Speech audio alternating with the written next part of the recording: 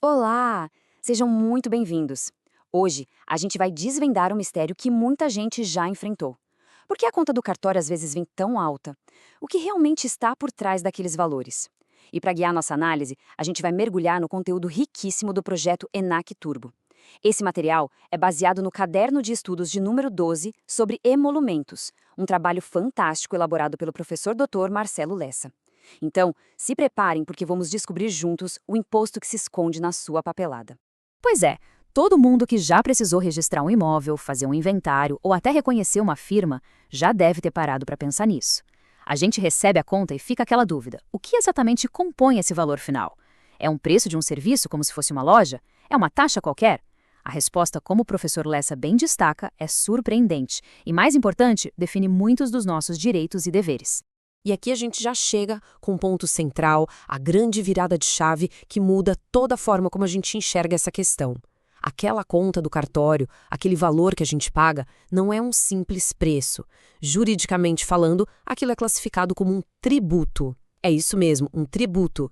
Exatamente. O nome técnico para esses valores é emolumentos. E o Supremo Tribunal Federal, o nosso STF, já bateu o martelo sobre isso há muito tempo. Ele disse com todas as letras que os emolumentos têm natureza tributária. E não é qualquer tipo de tributo, não. Eles são uma espécie específica chamada taxa. E essa é uma informação valiosíssima, inclusive para provas de concurso. E não é só uma opinião, né? É uma decisão com força de lei, um entendimento consolidado. Essa citação aí da ação direta de inconstitucionalidade 1378 é o pilar de tudo isso. O STF deixou claro, tanto as custas que pagamos na justiça quanto os emolumentos dos cartórios são, na verdade, taxas que remuneram um serviço público. Entender isso é a base para a gente poder avançar e ver as consequências práticas dessa definição. E aqui a coisa fica ainda mais interessante. Se os emolumentos são um tributo, uma taxa, eles não podem ser cobrados de qualquer jeito. Eles entram, digamos, para o clube dos tributos e precisam seguir as regras desse clube que estão lá na nossa Constituição. Essas regras existem para proteger a gente, o contribuinte. Vamos dar uma olhada nas duas principais.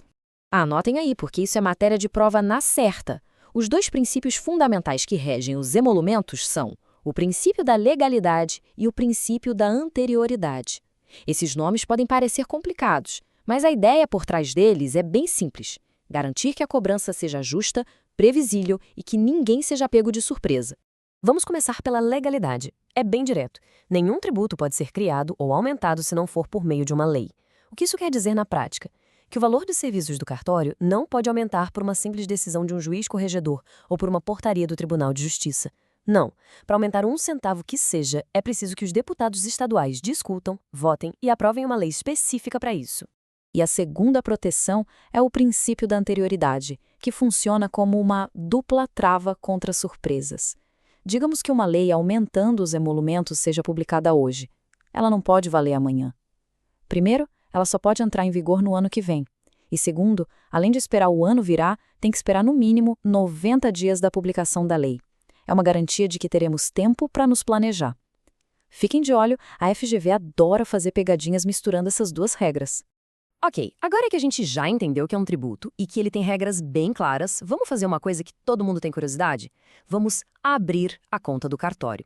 Aquele valor total que a gente paga, o chamado valor global, na verdade é a soma de várias parcelinhas diferentes e cada uma vai para um lugar. É tipo uma conta de telefone. Não vem só o valor do seu plano, certo? Vem outros impostos, taxas. Com os emolumentos é a mesma lógica. O valor final que está no recibo é um verdadeiro pacote, uma soma de várias rubricas. É fundamental entender essa composição. E este gráfico ajuda a gente a visualizar perfeitamente. A maior fatia do bolo, claro, são os emolumentos em si, que é a remuneração do tabelião ou do registrador pelo serviço prestado. Mas olha só, uma parte vai para o Tribunal de Justiça, como taxa de fiscalização. Outra parcela vai para fundos especiais, que bancam coisas importantes, como a gratuidade do registro de nascimento e de óbito para quem não pode pagar. E, para fechar a conta, ainda tem o ISSQN, que é o imposto do município. Certo, passamos pela teoria, pela natureza jurídica, pelos princípios, pela composição da conta. Mas e aí, no dia a dia, quando alguém vai a um cartório, saber de tudo isso muda o quê?